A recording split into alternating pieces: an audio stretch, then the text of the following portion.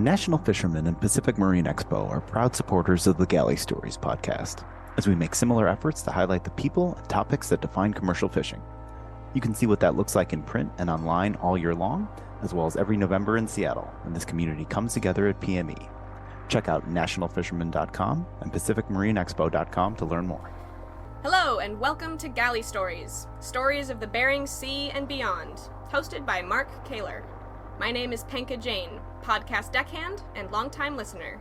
We'd thank you to subscribe to the podcast and leave us a review. Here's today's catch. Hello guys, welcome to another installment of Galley Stories, stories of the Bering Sea and beyond. I am your host, Mark Kaler. Today we have Captain David Vardy with us today. David, how are you, man? I'm good. Thanks for having me. So David, where were you born and what was your first, what got you into the industry? Well, I was born in Everett, Washington. I think the first time I got into fishing was just asking to go out because my dad fished, and it was just out on a little bow picker in Puget Sound. And went out there. I remember it was kind of late at night. You have no recollection when you're like 4 years old of what you're doing, where you're at, especially when it's dark. But we're out fishing. There's a lot of fish, chums that are heavy, and I remember them being too heavy to pick up. So they're probably pretty big. And I ended up making my way inside of the galley and accidentally locking the door. And I couldn't figure out how to let my dad in. And so I was kind of having a little bit of an episode. You locked him out of the boat? I locked him out, and he's trying to explain to me how to open this thing up so I can get it in. But it's not like the door was in perfect shape. It was a fishing boat door, and it had a little bit of wear and tear on it, like most of them do. And so I remember like trying to turn the lock, but it was one of those ones where you push it in, and then it's kind of stuck inside until you turn. Yeah, the handle. So instead of trying to turn the handle, I was trying to turn the lock, and eventually I figured it out and let him in. But how old were you? I was like 4 or 5. Yeah, and it was in Puget Sound you get mostly all night openers, and it was pitch black. Aside from just the random instrument lighting inside of there, so you're kind of 4-year-old having a bit of a freak out. And your dad's just like, okay, listen. Yeah, he's like trying to I guess to the best of his ability get in. So did you continue to go with him? I don't really have too many more memories of going out when I was super young like that. Pretty sure he probably didn't want to get locked out again. But I do recall in 1995 I flew up to Bristol Bay for a summertime, and I lived in Igigik with Walt Johnson, actually, and his family. And I was able to get out on the water on a couple boats. I was out on my dad's boat, High Octane, during the peak, and that was crazy. I was 10. And then later on in the season, when it slowed down, I went out on the highball with Pete Arnstad. So I have a little bit of, some memories from back then. But they're more, it felt like more of an exploratory experience, It was cool, though. So in Igigik, were you working at a set net site and then got on the boats, or you were just hanging out? We were just hanging out, staying for the summer. Mm. Yeah, and kind of getting the whole experience. Being a local, it was different. My dad used to fish for Wall back in the 70s, and that's how he got his start fishing up there in Igigik, staying there. He was trying to do winter watchman jobs to get a permit when they were giving them out with like a point system, I think, before limited entry. And he ended up building this friendship with Walt, fishing with him for years before he ended up going from fishing, drifting out of a skiff with an outboard, to getting onto big drift boat with one of the Arnstads. And he ran that for, gosh, I want to say into the early 90s until he bought his own boat.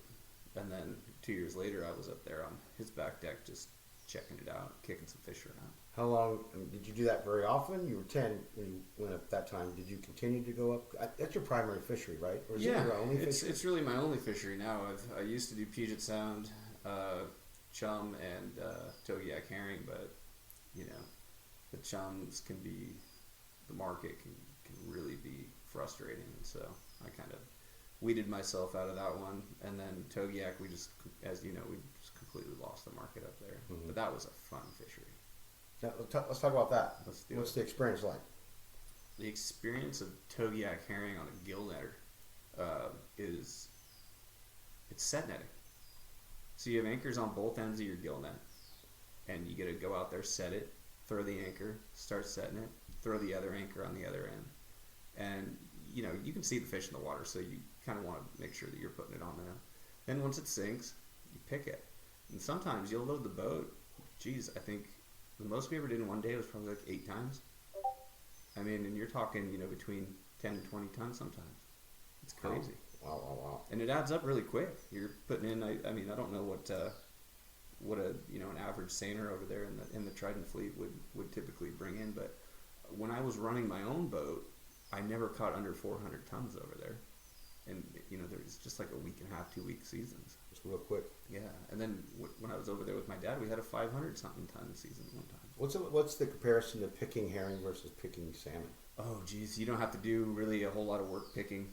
You have a shaker, and it just kind of shakes them right out, and then you shovel them into the holds, and then you go and you pump them out with the transvac into the tender. So labor-wise, I still think that there's more labor involved with herring over the salmon, even though you don't have to pick every single one out of the net. The reason for it is, if there's fish around, you're just constantly going, and you don't stop. When you take a break, it's because the fish are taking a break. One net at a time? Yeah, Or I can you put two nets? think you can have 250 fathom shackles separately. Mhm. We never had them separately, but I did see a couple other boats do it a few times. Sometimes it just seems like it's more work than benefit. I don't think that I don't want to say risk, because it's not risk. It's just like, if you put your net in the right spot where you can see the fish, and you You're don't gonna want to love lose it. your spot either, because it's kind of competitive. So if you pick up your net, sometimes a guy's going to come and he's going to set you down before you can get it back out. So you got to kind of be strategic about where you put it and when you pick it. That way you can maintain your position, and I mean, it's a competitive fishery, even though it's pretty lax, and Yeah. there's only about 10 or 15 boats doing it. You carry that same mentality from herring into the salmon fishery, and that's, I think, how you end up having big seasons with either of them. And then you started going to Bristol Bay. Yeah. So when did you start really getting serious about Bristol? Because you're one of the best fishermen up there. Had to develop somehow. Yeah, well, it started out as a punishment, I'll tell you that. It was just, remember, I was in 6th grade, and I guess I was up to no good, and my mom didn't want to have to deal with that during the summers, so she's like, you're going to go fishing with your dad. And at first, you're like, well, geez, that sounds like a punishment. And so we ended up going up there. First year, I think I was 13 in 1999, first year of actual employment. And it wasn't, it was during the beginning of the fish depression of 99 through 03. You started out with a 75 cent, I think, base price in 99, but pretty small catch, like barely over 100,000 pounds, 100 to 130,000 pounds, being pretty high liner season, as I recall, and not making a lot of money. So it's not really super enjoyable, but it was enough to, buy a bunch of cool stuff when you got home when you're, a young teenager. I mean, you were 13. How Yeah, much was your dad paying you? I think my first year, I think I made like $8,000. At 13 years old? Yeah. Yeah. Yeah, and I was pretty stoked about It it. wasn't a bunch of money. Yeah. They made me invest a bunch of it, so I couldn't just blow it, which is good. And What was your cool toys? What did you get? well, you're gonna like this. I actually bought a desk, a computer, and clothes, PlayStation, shit like that. I was kind of into gaming at the time, and so I knew exactly what I wanted. I had, back then we had the catalogs. We could see all the, all the things you wanted, and you could look at them all summer long, and you could kind of base your goal for what you wanted to have, when you got home. You're doing this shopping at night? Yeah. No, yeah, I remember one of the other fishermen in our group, Vince Hoiby, he stared at the catalog I was looking at, and he goes, David, we're not making that much money this year. You're going to have to scale down to that one. It costs a little less. And so, I think I still ended up getting the more expensive one. So at 13, Yeah. punishment. Yeah. Found out it wasn't exactly punishment. Right? Yeah, So yeah. did you continue to go every year then? Yeah. It started to get a little bit more enjoyable every year. And I think by my third year in 2001, I was running the deck, and I had one of my friends who now runs a boat in the bay was alongside me, and he's got the Quinta Marina. That's Chase La Marina. We just two-manned it. You know, we had pretty small seasons, like we were talking about. The price was poor. I remember 40 cents, 42 cents in '01. Maybe that was 2000, but I mean, we're really splitting hairs here. It was bad, and we weren't catching anything. If you had just over 100,000 pounds, you were killing it. At least in Niigigik. I couldn't tell you what the Nushigak was doing back then. It wasn't even in my scope. Yeah, communication wasn't the same. No, it wasn't. Not like it is now. Yeah, now we know what's going on all the time. You've got group members in every district, and they're telling you it's hot or not hot. Yeah. You really can't just run from Igigik to the Nush. It's not a short, not a short jog. No, and even when we had the free week, they kind of excluded themselves managerially from doing the same thing. It always opened after the free week, if I recall proper. We'd have all the Dillingham boats over in Igigik and Naknek for the early hit before they canceled the language that allowed you to go fishing without dropping your card. I want to say that might have occurred around like 2014, something like that, or 2013. But we used to be able to just go up and down the hill, and we'd get openers in Naknek and openers in Igigik, and you could just go back and forth. Yeah, that's same with you. That's a shorter run. Yeah. Especially in a faster boat. Yeah, exactly. I mean, a tender run is 3.5, 4 hours, so I imagine you can make it in a couple.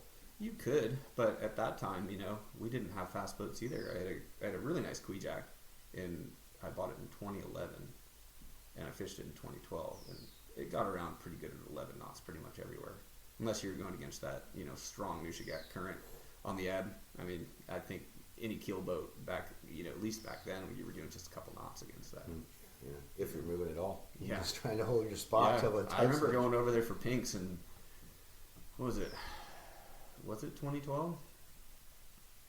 There were even year pinks in the Noosh? I can't even remember.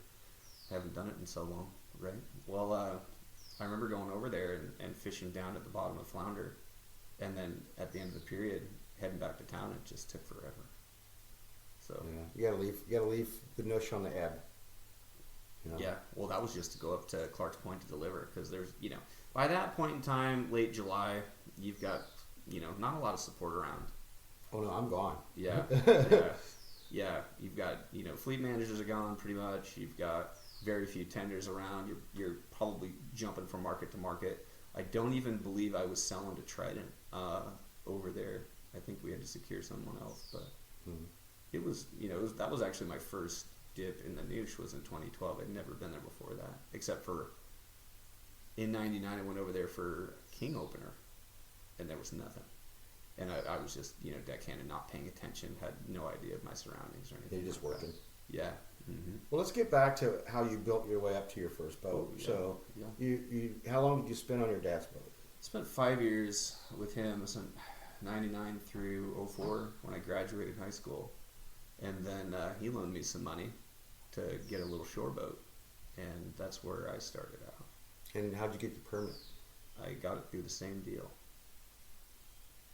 Which deal? The loan. Oh, it was a loan deal. Okay. So you bought your own boat right out of high school. Yeah. How was the first season? First season was terrible. And not really because it was such that I was terrible at the fishing. I had a lot to learn, but blew the transmission almost right away on June 26th. Oh. And it was one of the bigger days of Igigik's history as far as like single day catch. It was like 1 million fish came into the district. I set my net, I went to run the net, and fish were just hitting it like crazy, and all of a sudden I have no forward drive anymore. And we go down to investigate it, and I'm like, there's nothing wrong in here. And the transmission had fluid in it, and everything looked fine. But there was nothing. So we blew the gear, and had to call one of the group members to come get me back to my net, and I just kind of picked it and set it, and picked it and set it, and, rode it until someone would tow me in at the very end. And it ended up being like a 17,000 pound average day or something like that. That's a great day. Yeah, it was huge. It was huge, and we ended up with like 6,400 pounds or something like that. But we still kept fishing. Yeah. As long as we could, and then we got towed up to Naknek, and I was out for about a week or at least 7 days, because we had to switch over from an old Newage gear to a ZF, and it was I still remember it was a ZF 260. You remember the old Pilot we used to have for Trident? Clint. Yep. Right? Yep. My transmission came over from North Naknek on his plane, and I had to carry it down the side of his plane and off and onto the ground there. And I remember it just being super heavy. And then we got it over to Brad Markson and Dan, and they got us all set up. And later on, they kept the transmission and went through it and did a little investigation, and they determined that a little keyway just came out, and it worked its way all the way through the transmission. So it was just a straight up mechanical failure. Did you get it repaired as a backup? Or? No, it was junk. Oh, yeah, it chewed it up. Yeah, Dan said it was just toast. So, what about the rest of that year? I mean, how did this? So we went back to fishing. We didn't really first-time captain, first-time crew. Yeah, all that. But my deck boss was also a deckhand with me on my dad's boat, and then we picked up another guy who we had known from just growing up around Lakewood, Stanwood area, and he wanted to go on. He thought it'd be fun, and he had a year of experience with another boat. I think it was the Donalia at the time, and so he hopped on. His name's Stacy, and we made a go out of it. We had just over 105,000 pounds for the season, and missing a lot of it. I know that everybody else, they slayed us in 05 because it was a big year that year. But you do what you can, and you can't really fault yourself for missing all that harvest and everything like that. But at the same time, that you would have done a lot better, and so it kind of bothers you a little bit. Mm-hmm. You're just like, man, we missed out on all that. That sucks, and you need it. Now you've got debt, and you want to get this paid off, and you want to make some money, and that year pretty much netted zero, after everything. Maybe that was a good lesson for you, because you're kind of known as like one of the guys in the fleet that just has his boat in top-notch shape. You go through everything. Maybe that's part of it. Yeah. You go through everything, and you're there early and you're ready. Well, you're just fearful. I think in my mind I have a little mental checklist where I'm like, if something can go wrong, it will go wrong. So I just want to make sure that I'm checking every system and going over it more than once.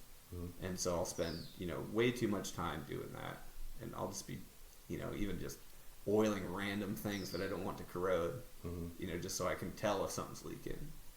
So yeah, I mean, you might be right about that. It could have created a mental issue. All right, so how long were you on that boat? How had that boat from 05 through 2011, and then we sold that boat and moved over to that Kwijak, which was called the Chaloupe when I bought it, and I named it after my wife. I called it the Holly V, and so that was the start of that naming convention there. Mm-hmm. That boat treated me really well. In fact, I just talked to a guy that bought it, and he was going through some spare parts that he got from the previous owner. It's two owners after me now, and he's got nothing but good things to say about it too. Yeah. Well, your boat's taken care of. Yeah. What's been your best year? Best year? I mean, you're the Highliner up there, right? Sure. So, I mean, it really depends. Like, there's the poundage year, 22, where we had the big poundage, but then we had 2023 where we had a really high percentage of our catch to the fleet.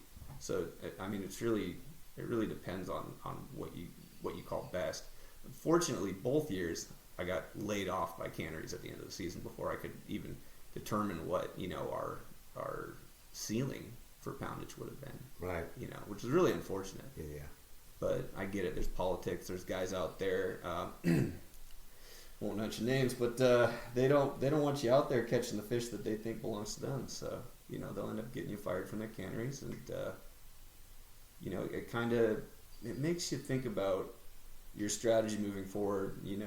I'm a Trident boat, but Trident doesn't buy fish super late. Yeah, no, and it's a fact. Sometimes that can be a problem, as you can tell getting laid off when you're still catching pretty decent fish late is not a good feeling. Yeah. Especially when, like we're just talking about, you're trying to set records. And I don't even so much know that you're really trying to set the record. It feels good when you know you're doing the best. Is that what it is? Because you're driven. Well, that's the thing, so in 22, for instance, my crew and I, we had this synergy going on where we didn't know, but we kind of had a really good idea that it would be really hard to be doing better than what we were doing. I mean, we were just loading that boat twice a day, every single day. What's your, let's go back. Let's not talk about what your biggest season was, right? Because you don't want to give that number out. But what's your biggest day? What's your pounds on a biggest? I mean, that's not really what I'm good at. I'm consistent. I don't know about that. There's guys that will put 50,000 pounds on a boat and go and deliver, and I've never done that. I mean, I've delivered 32,000 pounds, which is pretty good, and I think we've delivered 30 maybe twice a day before. Okay, so you've had a 60,000 pound day. Yeah, but there's boats that have done much better than that. In fact, I think Robert he's got the Okuma now. He had the Toonses. And I know things were way different back then, but he had some like ungodly, like legendary day. Yeah. Where there was like a helicopter involved. He was in paper. There was a photo. Wow. I mean, that's where the intrigue is. Mm-hmm. That's where that's a legend now, and he's living. So it's crazy. What's been your best day on the water? Best day. Best experience. Yeah. I think the best experience is. We had a day in 2022 where we went and we were fishing the South Line in Igiugig, and that was kind of where my bread and butter was all the way through my career until 2017 when it kind of started to peter off there, and you had to start you had to learn how to actually be a fisherman after that and grow up a little bit and explore different options. Otherwise, you weren't gonna be highlining anymore. So I go down there, and it had been good the day before, so we went and tried it one more time. We didn't get jack. And I had kind of gotten a little bit of a whisper that there was something going on up north, but I had no idea how crazy it was. So it was rough. We tried to get up there as quick as we could, but it was one of those things where if you go too hard, you're just going to pound real hard. And we get up there, and I'm seeing boats. They're picking some fish, and I get up to the line on the north line, and I can see just like nothing but jumpers. We get there right at tide change. It's kind of just like dumb luck, Slack. Yeah. And there's just nothing but fish jumping as far as I can see. And everybody's got fish in their net. So we just got to the buffet line, and we're the only ones there. So I make my first set. It's like 20-something thousand pounds. And, the guys are like, wow, this really saved our day. Yeah. And I was like, yeah, it did. But here's what we got to do. We're running out of time because we wasted, almost the entirety of the opening down on the South Line in Igiugig. We get up here. We have less than 3 hours left. We just picked a 20,000 pound set, and these guys are I swear they're the fastest pickers that probably have ever been on a boat up there. They got that 20,000 pounds out in about an hour and 15 minutes, maybe an hour and a half. We had to stop picking it because we were starting to sink in the rear because we couldn't get them down as fast as we were getting them. And so we had to stop picking and start pitching them into the bags, throw them up against the house because, the Holly is not a very big boat. And so we get those in there, and then I'm like looking at it and I'm trying to time what's going on. I'm like, man, we don't really have enough time to get this net in. Why don't we just stern haul the rest of it? There's about 50 fathoms of net out there, and there's probably 5,000 pounds or better of fish in it because they're still hitting it. But we got a net in front of us. We need to get up, and try and make the best of it. So we get that thing in there. We set 150 back up in front of everybody again, and then stern hauled it with about 20 minutes left, just so you're like careful. You don't want to be pushing it, but when you start with 20 minutes left and you realize how much fish you can hit a net that quickly, it can take a while to pull it in. So we ended up getting that thing in there, and I think we had like 32,000 pounds or something like that. Can you explain to our listeners what happens if you don't have your net in time? Yeah, you'll get a ticket. You'll get, the troopers will come out and they'll usually buzz you at the end of periods. They buzz the lines, make sure everybody's got their net in, and if you don't, they'll come take some pictures of you, and you'll end up getting a citation, and you'll either pay the fine or go to court and try and fight it, and it usually always ends one way. So Their way. yeah, typically. What's been your worst day on the water? Worst day? There's a lot of bad days out on the water. I think the actual worst day, it's pretty difficult to sum up. I've seen a lot of weird things. I've seen my parents' boat aflame and watch them jump off onto I can't remember Art's last name. He was running some aluminum boat, I want to say, but it's all kind of a blur. He's got a nice Loyalist, I think, now. You might know him. I know the boat. Yeah, I know him. In person. I've talked to him a few times now, and kind of went over the steps that occurred that day, because when something crazy like that happens, things can kind of unfold oddly, and then you don't have a very good memory or reference of it later on, and that's kind of what happened. So I want to say that they hopped off onto his boat, and then they jumped onto mine, and I brought him over to a tender, one of the Trident tenders, Persevere maybe, with Jody, and then went back to fishing again. So that was a pretty bad day. But bad things happen all the time, so it's kind of difficult to say which is the worst. My second season, I almost sunk in Iggy Gig. That was pretty crazy. Just one of those. What happened there? Well, you're trying to get your net in before you get to the line, right? And it was really nasty. It was blowing a westerly. We were in the 110 line in Iggy Gig, and I was right about. There's like a little bar out there that I was getting really close to, trying to get my net in. So I was in a cockpit boat, not flush deck, with the Kinesia, and we were taking waves over the back. And at one point, we took one that was so big that it just filled the whole boat. And now we're on bottom, and so we're like thinking, do we get into our survival suits? And we called for help. We're like, hey, we're sinking. We got the net in, but we're in trouble.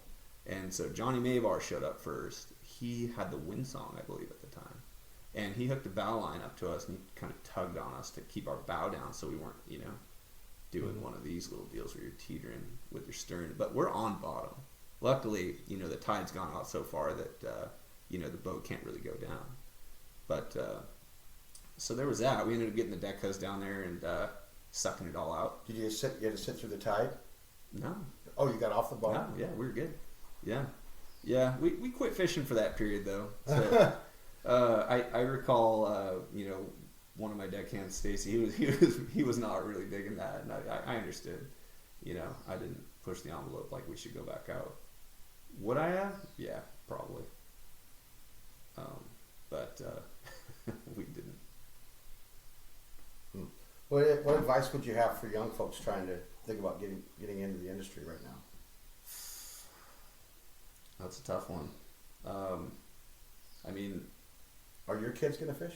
I think they will, but I'm not going to force them to do it. It's gonna be a decision that they're going to make. If they want to do something else, great. Unless they get in trouble in 6th grade? I don't know. Well, I guess we'll have to figure that one out when we get there. Yeah, I just, I don't know. I don't know that, the passion can be always built out of punishment, Mm-hmm. Maybe I'm just a different story, but I don't know. It's it's tough to say. You see yourself doing this for a while? Oh, absolutely, for a very long time. For the new guys, it's hard to find a good crew right now. So if you're a really hard, tough, driven youngster that, wants to do good in the bay, or, every fishery, I think now you can't just hop onto a single fishery like this and expect to, make a living out of it. I think that ship has sailed. Yeah. But well, unless you own the boat, right? Exactly, but getting to that point, I think, is what we're talking about right now. I know a lot of guys that have had a lot of success in Bristol Bay, and I'm one of them. Everything I own, everything I've ever bought, sold, it's all Bristol Bay money. I've done nothing else, and I'm proud of that. Some people think it's a joke, like you should be doing more, or that you're somehow lesser because you're not, participating in other fisheries or, I suppose what I'm trying to say is put all your eggs in one basket. How are you supposed to be successful doing that, right? Well, if you're careful and you're good with your money and invest back into your business and you're competitive, I think it's still an option. You said it's hard to get good help. It really is. So it's easy to get crew, but hard to get good crew. Yeah. What's different? I don't know. It could be, obviously, we had a price collapse recently. We had a 50-cent year. I remember my crew, a veteran crew, being very upset about it. And namely, we're out there fishing. It's towards the end of the season. But Trident comes out and announces it. And then I want to say it was around July 15th or something like that. They announced the price. We all hear it's 50 cents, and we're out there fishing. And the price drops. People start talking. I remember one of my group members complaining. He's got tenders and stuff. He doesn't need the fishery like guys like I do. And he's complaining about the price. And he says, I'm done. I'm quitting. I'm not going to give them any more fish. And then, one of my deckhands says, why are you out here giving Trident more fish when they're not paying us any money for them? It's a joke. And I said, well, buddy, this is all I got. And I got 4 kids at home. So I've really got no other choice. And we're still catching a ton of fish here. It's pretty early July, halfway through July. Mm-hmm. And, it was really unsettling for a lot of the guys. So I think that's part of it. There hasn't been a lot of money since 22. We got paid a lot and had a ton of fish. I think everybody got really spoiled that year, right? Then the next year you had the price collapse, and not everybody caught a lot of fish. But, we did really well. So I tried to, reason with everybody. It's like, look, man, like, you're still going to make a lot of money this year. And, yeah, it sucks that the price is down. Because believe me, I mean, as much as it affects you, I generally take a larger share, so it affects me even more. Mm-hmm. But, so we went through the price collapse again. And if you account for CPI, we're not looking too pretty at 50 cents in Bristol Bay. Mm-hmm. It's pennies. And that makes it harder to get those qualified personnel. Yeah, no one wants to go on a bay boat, Mm-hmm. And then crab prices have been pretty good, recently. So guys are really liking their crab jobs right now. And I had a guy quit during the peak of 2024 to go tendering. For a flat day rate. Just for it, yeah. Well, that was the excuse. Who's to say it would actually ever happen? But I did drop him off on the Sandra 5, which is where he said he was going to go working. So, and then, we hired a new kid, and he was there in a little over a day, which was awesome. And, you can't really thank a guy enough for just showing up. And, even if their, experience is limited, just being there and showing up and being able to I guess, in a sense, really relieve the rest of the crew. So he made it work? Yeah. He's coming back this year. His name's Caleb. He's down in Arizona, is where he lives. And was he in Arizona when you hired him? He was. He's up there the next day? Yeah, he flew up within about 24 hours. Wow. Couldn't believe it. Great. Yeah. Awesome. How'd you find him? Found him through a deckhand on my back deck named JD. And they're about the same age. I think they're about 22, so like 23. Friend of his or something? Yeah. They both fished on the Northern Fury this season past. And so when we were having the issue, with the guy wanting to leave, we were, kind of spitballing, figuring out what we were going to do as a team. Who are we going to hire? How are we going to get somebody out here? Mm-hmm. Even with how connected we are now, it's kind of a scramble. You're like, geez, what do you do? Right? So he locates him, and then my deck boss, Jake, he goes inside and starts talking to him on the cell phone, gets him a ticket. He's like, don't worry about it. We got everything up here that you need. We'll order whatever else, and just show up with a crew license. And so he shows up, Trident flew him out to the, I think they flew him out to the Maid, and then from the Maid, he took a tender down to the South Line. We ended up picking him up. Yeah. Worked out great. Delivery. I mean, that service is good. Yeah. Well, Trident's known for being, I think most seafood companies up there, you have to be honest. That's the thing. There's typically been, kind of like I don't know.